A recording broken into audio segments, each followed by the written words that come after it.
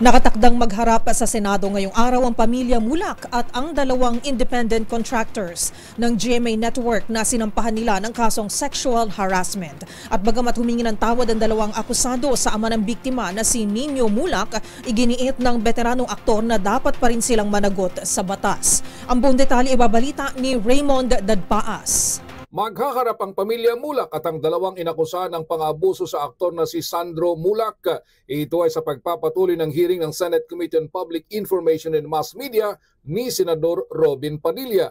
Kinumpirma ng office ni Senador Padilla na dadalo sa pagdinig ng komite ang mga sinasabing independent contractors ng GMA Network na sina Jojo Nones at Richard Cruz. Ang dalawa ay naunang kinasuhan ng sexual harassment sa National Bureau of Investigation o NBI at iniimbestigahan na sa ngayon. Dadalo sa panig ng pamilya Mulak sina Nino Mulak at ang kapatid na si Angela Christine Mulak.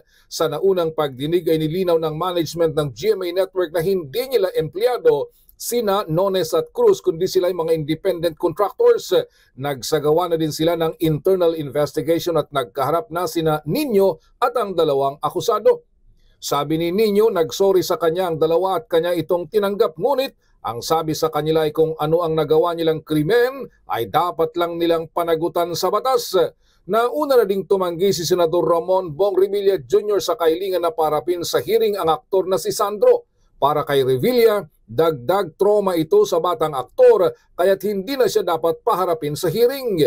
Kung sakali man nahaharap siya at balikan na ikwento ang kanyang naranasang pang-aabuso, ay sa korte na lamang gawin kung aabot ang kaso sa hukuman.